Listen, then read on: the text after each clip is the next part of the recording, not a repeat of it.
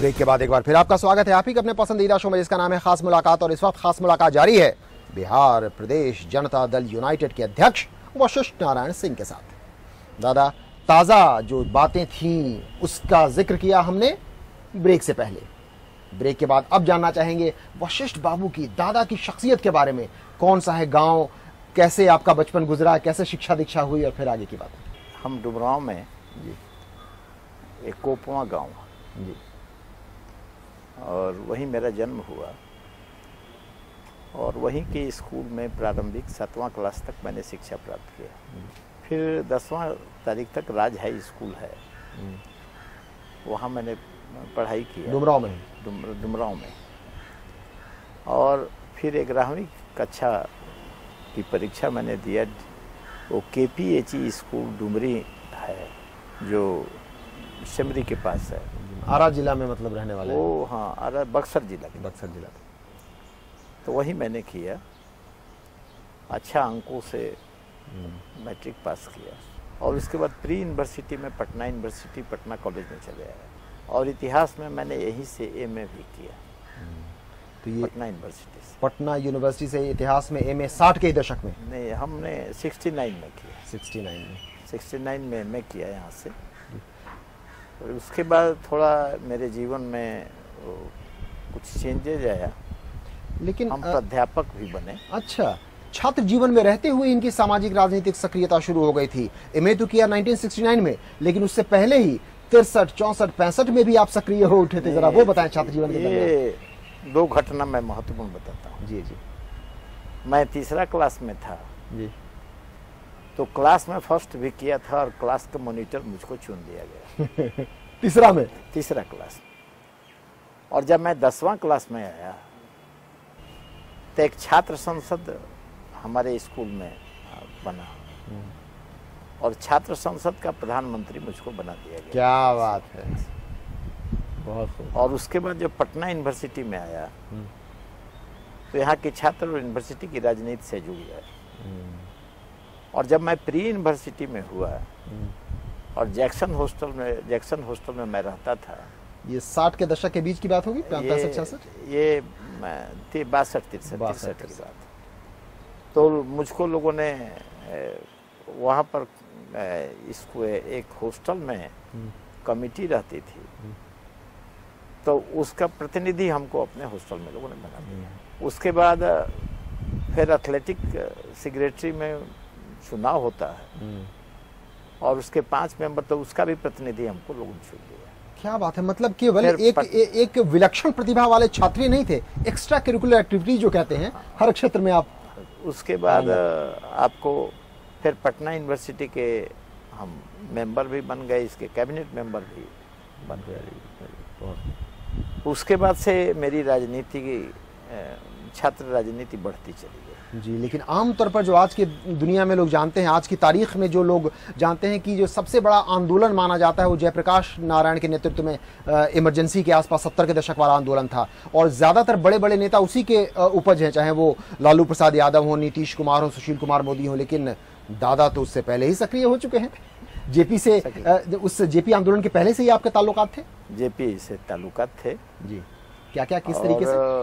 JP से कई बार मैं मिलने गया और गांधी शांति प्रतिष्ठान राजेंद्र नगर में था और 4 नंबर हॉस्टल में मैं रहता था राजेंद्र नगर में। तो हमारा दैनिक कार्यक्रम था गांधी शांति प्रतिष्ठान में आना, वहाँ मैगजीन पढ़ना, वहाँ पेपर पढ़ना, फिर चर्चा। और एक और बात हमें सुनने में आई कि इतने सारे अखबार और मैगजीन पढ़ा करते थे दादा अपने छात्र जीवन में भी कि लोग दंग रह जाते थे। ऐसा ये मैं बहुत चर्चित था इस मामले में और इस पर मुझ पर मजाक भी होता था। अच्छा। मैं सवेरे 5 बजे भी और 6 के बीच में रेलवे स्टेशन पर चलाता था। मैं दो पेपर खरीदता था और 3-4 पेपर वहाँ खड़ा होकर पढ़ लेता था, खरीदते और फिर मैगजीन के रेगुलर हम रीडर थे। तो एक बहुत जबरदस्त बात याद आ रही है, लोग दांतों तले उंगली दबा लेंगे अगर हम आपको बताएं कि छात्र जीवन में रहते रहते कभी आपने वाइस चांसलर बनने की बात सुनी है? सुनिए दादा के मुंह से। जब JP आंदोलन शुरू हुआ 74 में, तो ये पहला मूवमेंट था इस देश में कि कैंपस इशू और नॉन कैंपस इशू दोनों को मिला करके एक मांग पत्र बना जी। और आंदोलन में महंगाई, बेरोजगारी, भ्रष्टाचार और शिक्षा नीति में परिवर्तन, ये 4 आंदोलन के मुख्य मांग थे। विश्वविद्यालय के प्रशासन के प्रति बड़ा आक्रोश था विद्यार्थियों में। मेमोरेंडम पर मेमोरेंडम चला जाता रहा। उस समय देवेंद्रनाथ शर्मा पटना विश्वविद्यालय के वाइस चांसलर थे और जब वो वाइस चांसलर थे उस समय अपने कुर्सी पर बैठे हुए थे वो, और हम लोग बहुत बड़ा जुलूस लेके विद्यार्थी समुदाय वहाँ गया और एकाएक वहाँ हलचल ऐसा हुआ कि सभी विद्यार्थियों ने कह दिया कि अब ये वाइस चांसलर नहीं है, इस देवेंद्रनाथ शर्मा वाइस चांसलर अब नहीं है, इस विश्वविद्यालय के वाइस चांसलर वशिष्ठ नारायण सिंह। और मुझको घोषित कर दिया। 7 दिन तक विश्वविद्यालय की चाबी हम लोग के पास रही। और 7 दिन तक वाइस चांसलर वशिष्ठ नारायण सिंह रहे।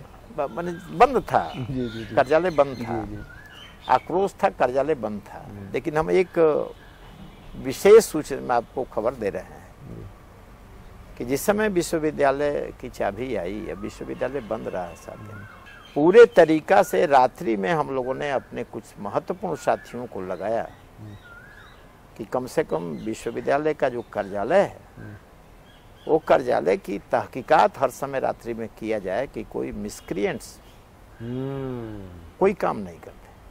और इसमें ज़्यादा मेरी ही दिलचस्पी थी, मतलब क्योंकि हमको लोगों ने बनाया था और इस पर भी बहुत हम इसको किसी को बताए नहीं थे, लेकिन मतलब मैं तो बगल में ही रहता था। भले ही अनौपचारिक रूप से, लेकिन अगर किसी ने वाइस चांसलर कह दिया तो उसकी सुरक्षा की जिम्मेदारी भी आपकी थी। बहुत बड़ा सबक आज के उन छात्र नेताओं के लिए, छात्रों के लिए है जो बात बात पर तोड़ फोड़ पर उतर आते हैं, कभी बसों को तोड़ देते हैं, कभी ट्रकों में आग लगा देते हैं, कभी स्कूल, कॉलेज या विश्वविद्यालय के दफ्तरों के शीशे तोड़ देते हैं। ये देखिए एक ऐसा छात्र आंदोलन का छात्र नेता जिसने रात रात भर जगकर अपने विश्वविद्यालय की सुरक्षा की थी कि कुछ नुकसान न पहुंचे। तो ये एक सबक है आज की तारीख में, आज के छात्र नेताओं के लिए। यहां पर खास मुलाकात में वक्त हो चला एक छोटे से ब्रेक का, लेकिन ब्रेक के बाद भी कई रोचक जानकारियां वशिष्ठ नारायण सिंह के बारे में आप तक पहुंचानी बाकी हैं। कैसे 77 के उस ऐतिहासिक परिवर्तन में, जहां दिल्ली से लेकर पटना तक हुआ था परिवर्तन, कौन सा ऐसा काम था जो कि जयप्रकाश नारायण ने दिल्ली में किया और वशिष्ठ नारायण सिंह ने पटना में, हम आप तक पहुंचाएंगे सारी बातें इन्हीं की जुबानी इस छोटे से ब्रेक के बाद।